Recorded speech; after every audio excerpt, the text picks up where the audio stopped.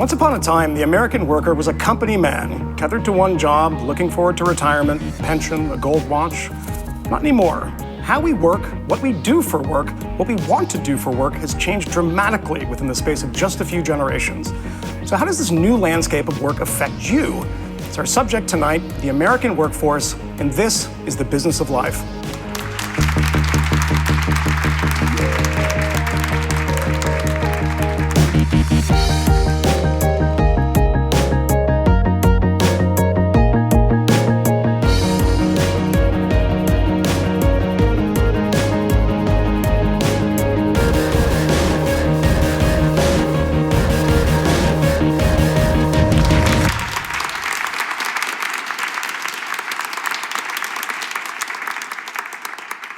Hello, I'm Michael Moynihan, and welcome to the business of life. The American workforce has changed dramatically over just a few generations. Few Americans work in manufacturing anymore. Union membership is at an all-time low. The number of women in the workforce has almost tripled in the last 50 years. So what does this mean for millennials, who make up 1/3 of the American workforce? As always, we're going to break down the issue using facts, figures, dollars, and cents. And I'm joined by a panel of brilliant experts, uniquely qualified to answer this question: what is the structure of the U.S. workforce? Our best friend Adam Davidson, the co-founder and co-host of Planet Money. Your father, Jack Davidson, was in Trading Places? The best movie about business ever. Exactly.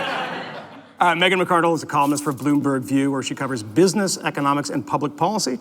She's also the author of the recent book, The Upside of Down: Why Failing is the Key to Success. And Jamelle Bouie is a staff writer for Slate and has previously been a staff writer and my former colleague at The Daily Beast and The American Prospect. Welcome all. Let's begin with our first topic, the rise of the millennial workforce. And let's bring up that first number. 1 in 3 members of the US workforce is a millennial. Adam, let's first of all define the terms of this hideous word that I hate so much, millennial. I sort of think of it as people who were born somewhere between 1980, 82 to the mid to late 1990s. I mean, I hear about it all the time. There must be something dramatically different about these people than it was 20 years ago, right? This workforce is much more diverse, not just a lot of women, but this workforce has many more Hispanics, many more Asian Americans, probably has a lower portion of African Americans than it did relative to a generation ago, just because of kind of persistent high joblessness among young African Americans. And so that's sort of so like it's a worse workforce for young African Americans now than it was, say, 10 years ago. Right. That's surprising. Well, let's look at this next number. 30 years old. That's the average age at which Americans begin earning the median wage, which is currently set at $28,031. In 1980, that age was 26 years old. Can I ask a question of you guys here? That median wage is $28,000. Is there anyone here that earns under that? Somebody does, but no one's admitting it. No? You do. You're a college graduate? When did you graduate college? 3 years ago. And have you had a job since then, or is it? I've been steadily employed, but just not earning. How common is this? A third of college graduates, roughly, basically don't seem to be getting the wage premium we expect from having a BA. There's millions and millions of Americans who really believe, they were told that if you get a college degree, any college degree, you're gonna have an easy path to the middle class. And I think the millennials are the first generation to discover that's not true. The year I was born, 1970, something like 7% of Americans had a BA. If you got a BA in the 1970s, you had to really work at it to not become middle class. You had to really screw up. And now everyone has to have a BA if they want to, work at Dunkin' It becomes Donuts, not right? so much a guarantee of success, but just a ticket. It's almost a lottery ticket. Like if you don't have it, you can't win. But just because you have it doesn't mean you're gonna win. All right, let's look at this next number here. 75% of hiring managers say young applicants' biggest mistake is wearing, quote, inappropriate attire to the interview. 46% of managers say their biggest hesitation when hiring young people is, quote, unknown long-term commitment to a company. Megan, apparently these youngins are like wearing bikinis to interviews, and they won't stay at their jobs. Is this true? This is the most common complaint that I hear, that millennials are hopping from job to job because they all have ADD and they're lazy and they want something better. I think that there is some truth to the idea that millennials are different from earlier groups, which is not to say necessarily worse, but different. They're different in a couple of ways. One is that they don't stay. And in part, that's a reaction to the fact that like lifetime employment isn't a thing and hasn't been in their lifetimes. And so why would they feel like they have to, this sort of loyalty to a company? All right, let's look at this next number. 8 to 10 years, the amount of time it takes for a recession-era graduate to begin earning as much as those who graduated during periods of growth. That's a pretty alarming number, isn't it? There's a kind of long tail of this recession, isn't there? There are certainly groups for which that probably isn't true. If you were a college graduate from like a competitive university, which is a pretty small number of people, I'm not sure that number is true for you. But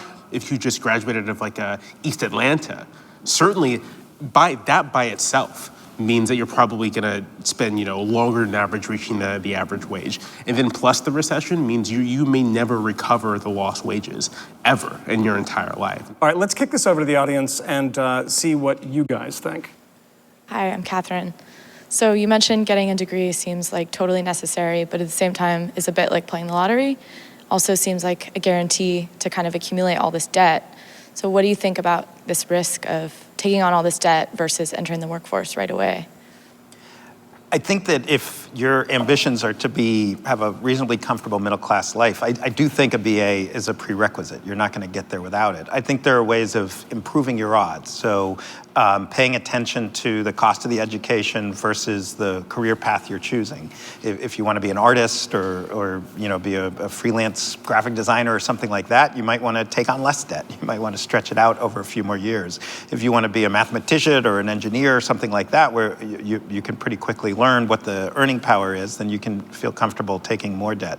I think the key, though, is to think of this, and I hate to say this, I didn't have to do this when I was 18, but to think of it as a bit like a business investment. I still think it's really important to be curious and learn new things and take classes just because they sound fun, but thinking a little bit like it is what it is, a major investment in your life. A big issue right now is raising the minimum wage. How does that play into some of the workforce issues you've talked about? I mean, I think sort of when it comes down to it, we're looking at a political economy problem. You can raise the minimum wage, you can keep the minimum wage the same, but it doesn't change the fact that the structure of our economy right now just isn't built to deliver, living wages to large numbers of people. There are communities that for a long time have essentially been segregated from any kind of wage gains or wage growth to begin with. That there's just no economic growth there. Part of me thinks the whole argument over the minimum wage is sort of almost besides the point.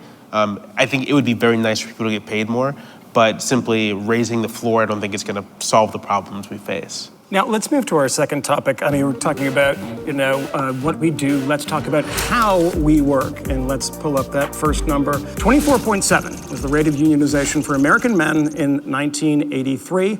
By 2013, that number has dropped to 11.9%. Let me ask people here, is anyone here in a union? Anyone here in a union?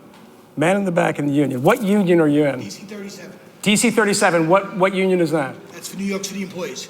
Okay. Young people here, almost nobody, is in a union. We get rid of manufacturing. I mean, not get rid of it, but it's significantly smaller than it's been in the past. I mean, there's still other sectors where people could unionize. Why aren't they?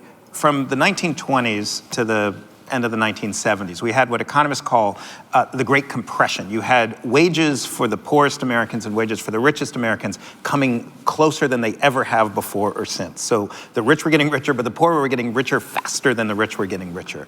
And since then, we of course have rising inequality that's become such a broad issue where the most of the gains of the economy over the last 40 years have gone to, you can quibble over how many, but between 0.1 and 20% of the population. Most Americans have not shared in that growth.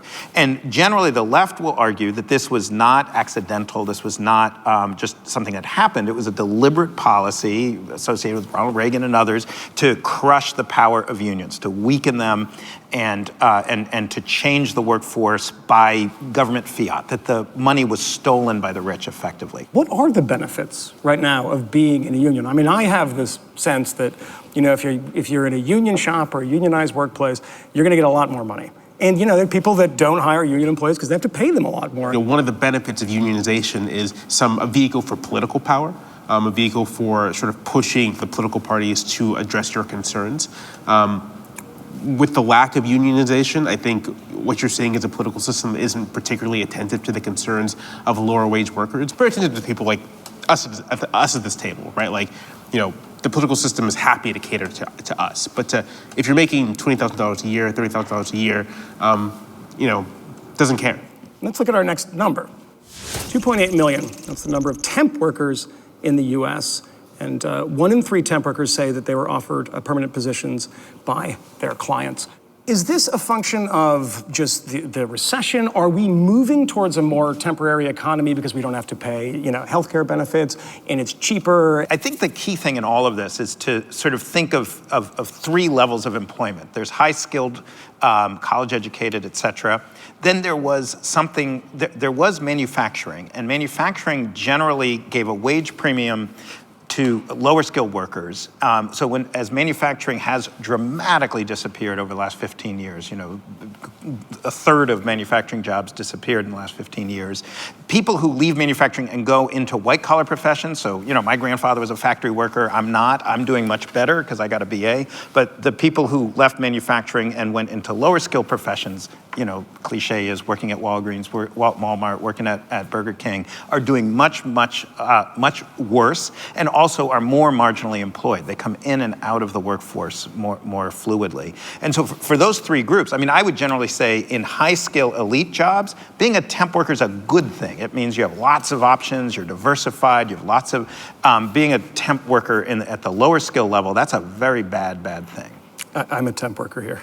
This is a temporary job for me. I don't have a full-time job. That was actually a plea to the people over there, so maybe they'll hire me. I think for you it's a bad thing, but you are a low-skilled worker. I know. I'm a low-skilled worker. Hi, my name's Kareem, and I think that an interesting point that I feel like you guys didn't talk about was the internet and how this factors into everything from high unemployment rates in other countries, like Spain, where there isn't a Google, there isn't an Amazon or an Apple to support the rising workforce, and then also in the United States with people not taking vacations, working longer hours, and even having the choice of being a temp worker because the internet makes it easy to do that. So I'm wondering what your thoughts are and how that would be a common thread amongst all of these conversations. I think that is massive. That's you've touched on one of the key points. There's sort of this fascinating barbellification of corporate size. So if you think of the internet, you do think of these massive companies, Google and Amazon, and every view that they're going to get bigger and bigger. You don't need a St. Louis Google and a Brooklyn Google and a New York Google. Google can be Google all over the world. So you can imagine a world where there's just a handful of companies that are just massive and bigger and bigger and bigger, just like Amazon, et cetera. At the same time, we have Uber and all these apps that are going to create this diversified, highly unstructured, loosely connected workforce. It's easy to imagine, and various people have tried this. It hasn't quite clicked yet, but this idea that maybe you're walking around the street and you have some app that suddenly says, hey, there's a guy around the corner who wants to pay someone $30 for the next 10 minutes, and you walk over and you help him move his desk or whatever. I think that app exists, by the way. Yeah. And it's definitely on your phone. Yeah. It's kind of an analog to the hollowing out of the middle class job, the hollowing out of the middle company. That there used to you needed an accountant in every small town. Well, now there's online accounting, there's internet-based accounting that you can do. Same with purchasing and all sorts of types of jobs where you see this spreading out, bigger and bigger and bigger, and smaller and more loosely attached. And I think that's the key question. And we don't yet know what that means. It's fairly easy to just tell a story in which that's a pretty ugly dystopian world where you have a handful of all-powerful corporations and a whole bunch of loosely attached, folks who are desperately trying to put together a living. It's also possible to tell a story where that's pretty cool, where everybody can kind of carve together a life from lots of different things and be well diversified, et cetera. We don't know yet. That's probably the question of the next decade. All right, let's look at this next number here. 40,000 applications were submitted for Google's 2013 summer internship program. There were only 1,500 positions. I mean, what does this say about the sort of changing economy and that young people are going into trying to get jobs like this? There's an elite that moves around the country in search of all of these kinds of jobs. And so people who 30 years ago would have gone to Ohio State and then gotten a job in dad's insurance office are applying for that internship. And the number of positions isn't growing nearly as fast as the demand for this kind of national elite that is willing to go anywhere and do anything to get one of these elite positions. And that elite can apply for an internship where they don't get paid, right? And they can, these are the type of people that can live in New York on a pretty small salary because other people are paying for their lives, right? I mean, does that not kind of make sure that never moves? These people will always be on top. The likelihood of social mobility seems to be roughly unchanged as far back as we can measure it. In other words, if you're born one of the poorest people in America, you have a very high likelihood of remaining at that level. Something way less than 50% of America are in that top group, and getting over that line is crucial. If you are over that line, if you work at Google, you have an elite BA, you actually have an amazing, the 21st century is going to be way better than the 20th century for equivalent people. But then there's a huge number, the majority of Americans who fall behind. So no wonder people are fighting so hard to get in that top group. Let's look at this next number, 0 days. That's the amount of paid vacation American workers are legally entitled to. For French workers, 30 days. Is this a system that we should adopt? Or is America just too culturally different when it comes to work to be like the French or the Swedes or the Danes? It's sort of like a question for, again, an elite slice of workers. For I think, many American workers, even if they had vacation time, I'm not sure they would take it, just because they need to keep up with the rising cost of so much fundamentals in their lives.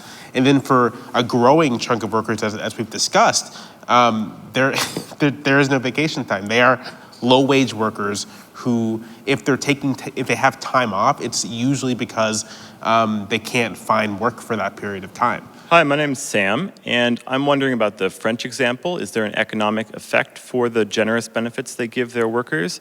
And on the other side, is there an effect for the non-generous benefits that we have in America? This is an enormous debate, but as a general rule, the U.S. is the engine of growth for the world economy. You take the U.S. economy out of the last 60 years, and the entire world is much, much, much poorer. Now, within that world, France and Germany have done very well for themselves. They have very robust economies. And there's a strong argument that the French worker per hour worked is more productive than the American worker per hour worked. That being said, the typical French worker works far fewer hours than the American worker does. So as a result, the overall economy is fairly stagnant. Just one other thing I would add is growth in Europe over the last 15 years has been in part dependent on effectively forcing Greeks and Southern Italians and Spanish and Portuguese people to take on enormous debt to fund the growth in Germany and in France and in other countries. And we're now seeing the downside of that. Let's look at this next number. 2 out of 5 U.S. employees work more than 50 hours a week. Not only the jobs are changing, we work a lot, don't we, compared to other countries, Megan? We do. It's us in Japan in the hard work Olympics. But it is a mystery, I think, that we work so hard. If you went back 100 years and just described to someone what even a lower middle class life today would be like, and say, just working 20 hours a week, you could afford air conditioning, you could afford the occasional vacation, there's these planes that'll take you places. I think most people 100 years ago would say, oh, when I hit that point, I'm done. Hi, my name is Mina. I was wondering, as a millennial, do you have any good news for me? You've talked about all the disadvantages in the workforce and employment. So are there any advantages for millennials? You have longer life expectancies than any of the rest. Yeah. We got these cool phones. I'd say if you look at periods of dramatic economic transformation, like the beginning of the Industrial Revolution, or 100 years ago in America when we were still shifting from an agricultural farming economy to an industrial economy, the great things that came were always surprises, and the previous generation was not able, using the rules of the old system, to predict what was coming. So I think, weirdly enough, the best news for you is that we have no idea what the best news for you is. Something is breaking, something is falling apart. My prediction would be that for bright, ambitious, curious people, the 21st century is going to be a better century, that on average you're going to make more money. But my prediction is you're not going to make it like your grandparents did, where you had a certain salary and you got a 3% raise every year, and you could kind of predict on your 30th birthday what your salary would be on your 60th. I'd like to thank all of our panelists for joining us today, Jamelle, Megan, and Adam, and thank you all for watching, and we'll see you next time on The Business of Life.